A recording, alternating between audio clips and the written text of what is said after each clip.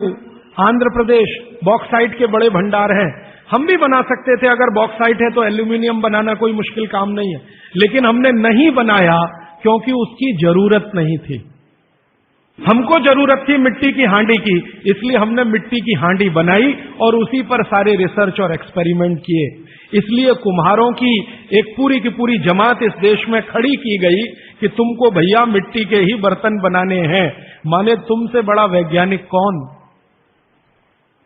अब ये कुम्हार जो इतने बड़े वैज्ञानिक हैं इस देश के, जो मिट्टी के बर्तन बनाकर हजारों साल से दे रहे हैं हमारे स्वास्थ्य की रक्षा करने के लिए, हमने उनको नीची जाति बना दिया। हम कैसे मूर्ख लोग! वो नीचे कहां है जरा बताइए। अगर प्रेशर कुकर की कंपनी जो बना रही है प्रेशर कुकर वो ऊंचा आदमी है, तो ये कुम्हार नीचा कैसे हो गया? ये ऊंचा नीचा हमने डाल दिया इस देश में, इसी ने देश का सत्यानाश कर दिया। ये ऊंचा नीचा कुछ तो अंग्रेजों ने डाला, कुछ अंग्रेजों के पहले जो मुसलमान थे उन्होंने डाला, और कुछ अंग्रेज और मुसलमानों के जाने के बाद हम काले अंग्रेजों ने इसको ऐसा पक्का बना दिया कि कुम्हार इस देश में बैकवर्ड क्लास है। जो सबसे बड़ा वैज्ञानिक काम कर रहा है मिट्टी के बर्तन बना बनाकर आपके माइक्रो न्यूट्रिएंट्स को, आपके सूक्ष्म पोषक तत्वों को कम नहीं होने देने के लिए मिट्टी का सिलेक्शन करता है। वो आपको मालूम है हर एक मिट्टी से बर्तन नहीं बनते। एक खास तरह की मिट्टी है वही बर्तन बनाने में काम आती है, और एक खास तरह की मिट्टी है जो हांडी बनाती है, दूसरे खास तरह की मिट्टी में कुल्हड़ बनता है, तीसरे खास तरह की मिट्टी में कुछ और बनता है। ये मिट्टी को पहचानना कि इसमें कैल्शियम ज्यादा, इसमें मैग्नीशियम ज्यादा इसलिए हांडी इससे बनाओ, और इसमें कैल्शियम मैग्नीशियम कम है इसलिए इसका कुल्हड़ बनाओ, ये तो बहुत बहुत बारीक और विज्ञान का काम है। ये सब कुम्हार कर रहे हैं, हजारों साल से कर रहे हैं, बिना किसी यूनिवर्सिटी में पढ़े हुए कर रहे हैं। तो हमें तो वंदन करना चाहिए, उनके सामने नतमस्तक होना चाहिए। कितने महान लोग हैं। दुर्भाग्य से सरकार की कैटेगरी में वो बैकवर्ड क्लास में आते हैं।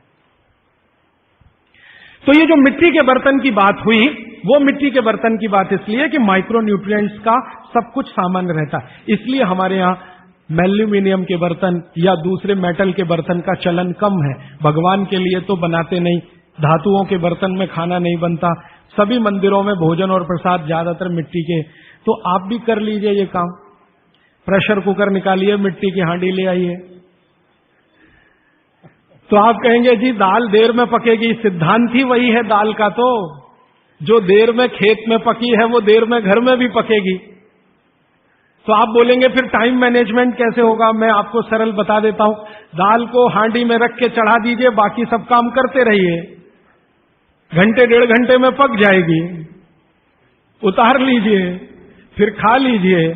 घंटे डेढ़ घंटे में आपके झाड़ू पोछा, दूसरे बर्तन साफ करना, कपड़े साफ करना, या जो भी काम करना है, पढ़ना लिखना, बच्चों को पढ़ाना, वो करते रहिए, वो दाल पकती रहेगी। ये है भागवत जी का सूत्र कि ऐसा भोजन नहीं करना जो बनाते समय, पकाते समय सूर्य के प्रकाश से वंचित हो और पवन के स्पर्श से वंचित हो। ये तभी संभव है जब आप खुले बर्तन में खाना बनाएं तो पवन भी अंदर आए और सूर्य का प्रकाश की किरणें भी अंदर आए खुले बर्तन में। और वो खुला बर्तन सबसे अच्छा मिट्टी का हांडी। आप कहें जी मिट्टी की हांडी के बाद अगर कोई चीज है तो हमारे यहां एक मेटल बनता है जिसको आप लोग कहते हैं एलॉय है, कांसा। कांसा आपने सुना है, शायद देखा भी हो किसी के घर में। तो दूसरा सबसे अच्छा माना जाता है कांसा, तीसरा सबसे अच्छा माना जाता है पीतल। अब ये कांसे और पीतल में भी हमने काम कर लिया कि अरहर की दाल को कांसे के बर्तन में पकाएं तो उसके सिर्फ 3% माइक्रो न्यूट्रिएंट कम होते हैं, 97% मेंटेन रहते हैं। पीतल के भगोने में पकाएं तो 7% कम होते हैं, 93% बचे रहते हैं। लेकिन प्रेशर कुकर में बनाएं तो सिर्फ 7% बचते हैं, बाकी खत्म होते हैं। अब आप तय कर लीजिए, आपको लाइफ में क्वालिटी चाहिए तो आपको मिट्टी की हांडी की तरफ ही जाना पड़ेगा। क्वालिटी ऑफ लाइफ की अगर बात आप करेंगे, माने जो खा रहे हैं वो पूरे शरीर में पोषकता दे, ये लाइफ की क्वालिटी की बात आप करेंगे तो मिट्टी की हांडी की तरफ ही जाना पड़ेगा। माने भारत की तरफ वापस लौटना पड़ेगा, इंडिया से।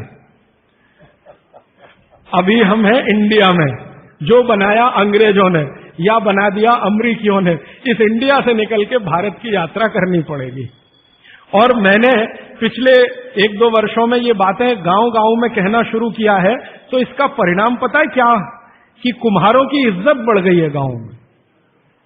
गांव वाले समझते हैं कि ये तो कोई बड़ा काम कर रहे हैं हमारे लिए। और मैं मानता हूं कि मेरे व्याख्यान की अगर कोई सार्थकता है तो वो ये कि कुम्हारों की इज्जत इतनी बढ़ जाए कि वो पंडितों के बराबर आ जाएं, क्योंकि वो किसी से नीचे नहीं है, क्योंकि वो किसी से छोटे नहीं है।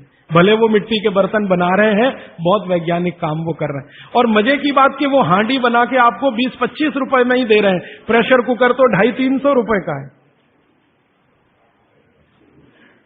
और सबसे मजे की बात कि ये हांडी जब खत्म होगी, माने इसकी लाइफ पूरी हो जाएगी, तो ये हांडी फिर मिट्टी में मिल जाएगी और फिर वही मिट्टी से हांडी बन जाएगी।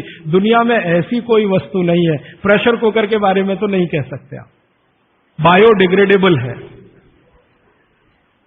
तो आप कोशिश करें अपने घर में थोड़ा परिवर्तन करें। अब मैं आखिरी बात जो आज की कह रहा हूं वो ये, मैंने पिछले 2 वर्षों में मैं होम्योपैथी की भी चिकित्सा करता हूं। तो बहुत सारे पेशेंट मुझे फोन करते हैं, राजीव भाई ये। तो मैंने कुछ पेशेंट को खास कर कहा कि देखो भैया, आपको मैं कोई दवा नहीं दूंगा। तो कहने लगे फिर बीमारी कैसे ठीक होगी? मैंने कहा एक ही काम करो, मिट्टी की दाल खाना शुरू करो, मिट्टी की हांडी में रखी हुई दाल खाना शुरू करो। चावल खाना है तो मिट्टी की हांडी का। कहने लगे राजीव भाई कौन करेगा ये सब? मैंने कहा आपकी बीवी करेगी या आप करोगे?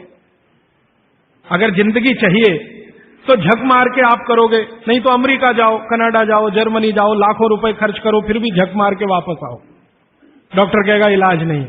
तो आप देख लो, तो जो गंभीर मरीज हैं वो आप जानते हैं वो कुछ भी करेंगे जो आप कहेंगे। तो मेरे पास कुछ डायबिटीज के क्रोनिक पेशेंट हैं, बहुत क्रोनिक, जिनका यूनिट, शुगर यूनिट 480 के ऊपर है। ऐसे 100 से ज्यादा पेशेंट, कुछ गुजरात में है, कुछ राजस्थान में और कुछ बंबई में। मैंने उनको कहा ध्यान से मिट्टी का बर्तन ले आओ और शुरू करो। अब बर्तन लाने में तकलीफ हुई तो कुम्हार को ढूंढना पड़ा, तो लेकिन मिल गया। वो 8 से 9 महीना हो गया नियमित रूप से मिट्टी की दाल और मिट्टी का चावल, माने हांडी की दाल और हांडी का चावल, हांडी की खिचड़ी नियमित रूप से खा रहे हैं।